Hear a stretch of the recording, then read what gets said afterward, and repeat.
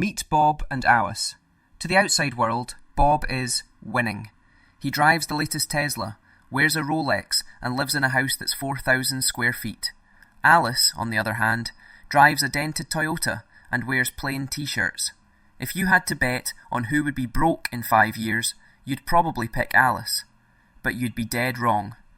Bob is what we call balance sheet broke. He has a high income, but he has no assets. Everything he owns actually owns him. Alice has a modest income, but she spends her life collecting things that pay her to exist. Today, we are going to learn how to stop being like Bob and start building a forest like Alice. Welcome to day 2 of our 90-day masterclass. Yesterday, we talked about why schools failed you. Today, we're fixing the foundation. We're going to define the only 2 words that matter in your financial vocabulary. By the end of this video, you'll look at your bank account, your car, and even your house in a completely different way. You'll finally understand why buying stuff is keeping you from buying freedom. If you ask an accountant, they'll give you a complex definition of an asset. They'll talk about depreciation schedules and equity. Forget all of that for a moment. In the world of sketching finance, we use the Robert Kiyosaki rule. An asset is anything that puts money into your pocket. A liability is anything that takes money out. It's that simple. If it doesn't pay you, it isn't an asset. It's an expense. A stock that pays dividends? Asset. A rental property that generates monthly cash? Asset. A car that requires gas, insurance, and a monthly loan payment? That, my friend, is a liability. Most people spend their lives working for money. The wealthy spend their lives building or buying money machines. Every dollar you spend on a liability is a dollar that could have been a soldier working for you in your money machine. We live in a subscription economy. Everything around you is designed to be a liability. Companies don't want you to own things.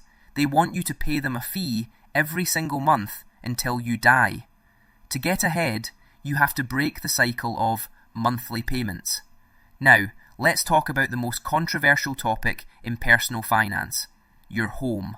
For decades, the American dream has told us that your primary residence is your biggest asset. But if we use our definition, does it put money in your pocket? The answer is a resounding no. Your house takes money out of your pocket every single month. If you lost your job tomorrow, your house wouldn't feed you. It would demand more money. In reality, your house is an asset for the bank, not for you. They are the ones collecting the interest while you pay for the roof repairs.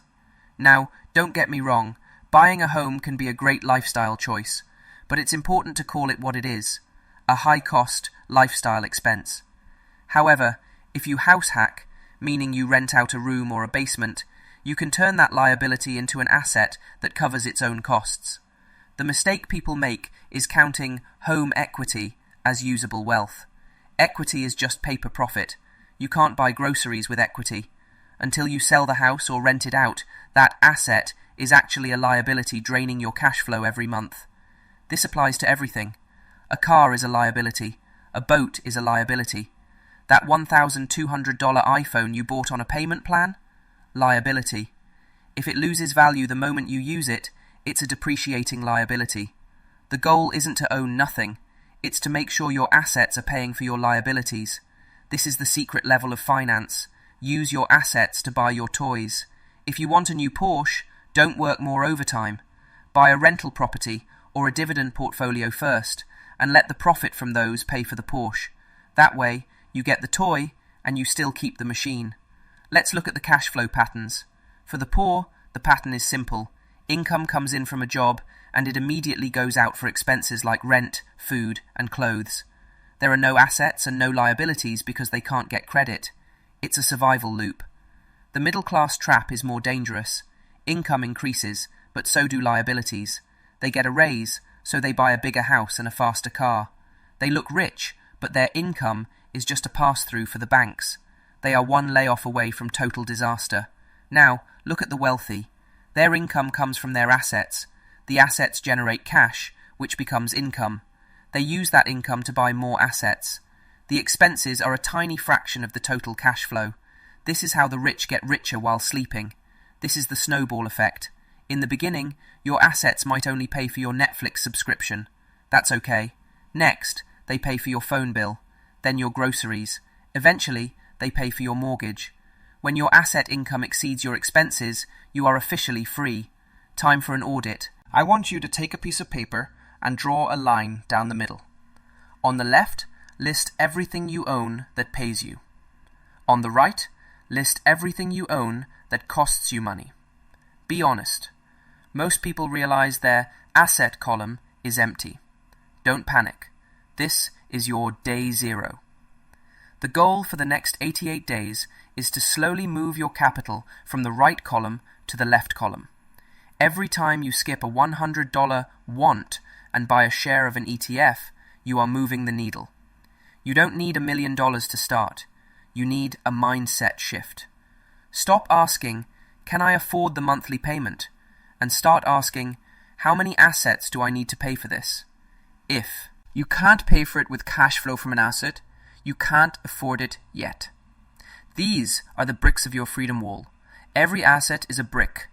Liabilities are the holes in the wall. Your job is to stop digging holes and start laying bricks. You've completed day 2. You now have the rich vision. You can see the difference between a trap and a tool.